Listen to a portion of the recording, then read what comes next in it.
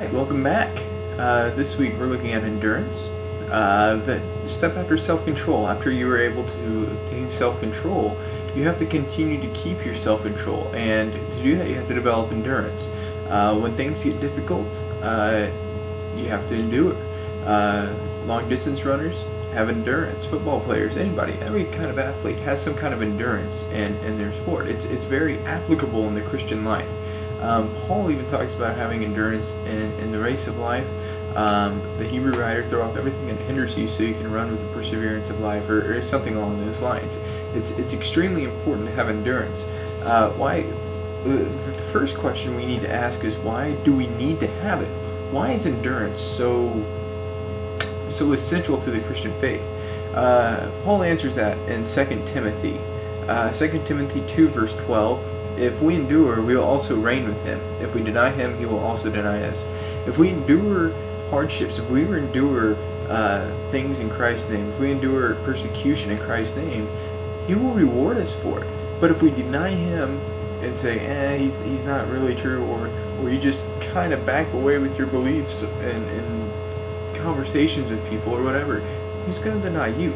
If you can't endure the hardships of his name, if you can't endure the light persecution we go through today in this world, why should he deal with you?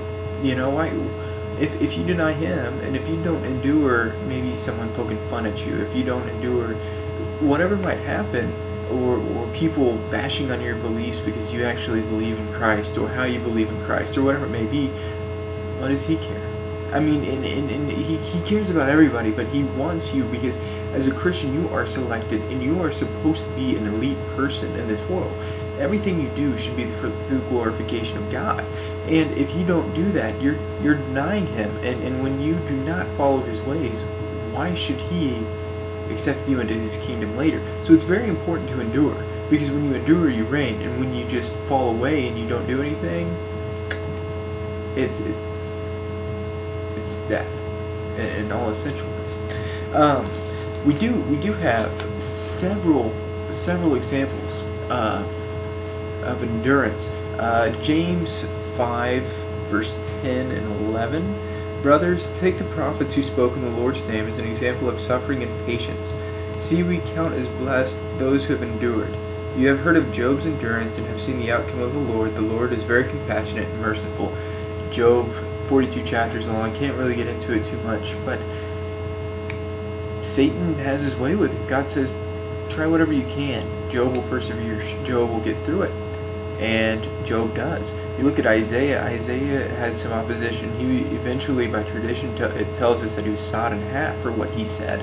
Jeremiah had an attempt on his life as a prophet when he was younger, and again, more attempts at trying to discredit him, just very difficult. I think the key here is God does not give you anything you can't persevere against, and in the perseverance, there's growth. You look at Paul, who was shipwrecked several times.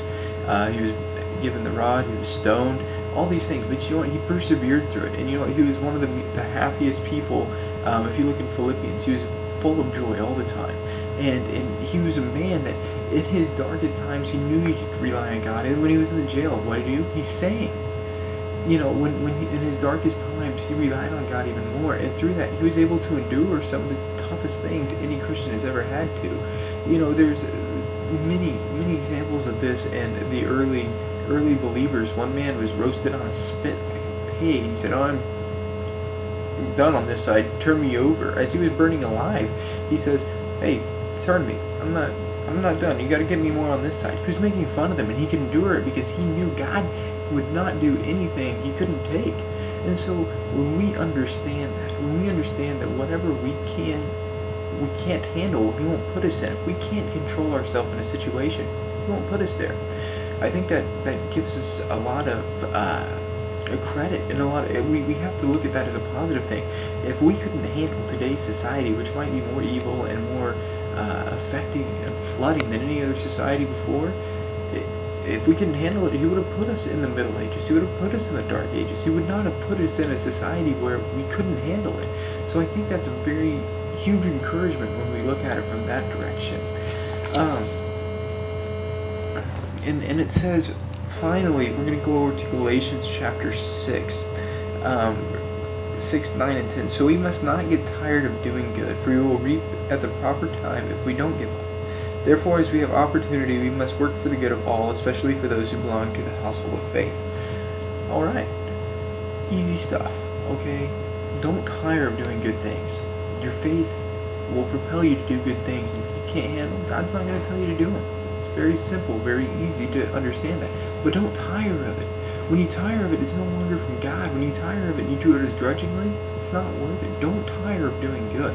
When you tire of doing good, it's not good anymore because you're forced to do it. You have to do it. You don't want to do it anymore. Doing good is coming from your heart. Doing good is coming from who you are inside, not because you have to do it.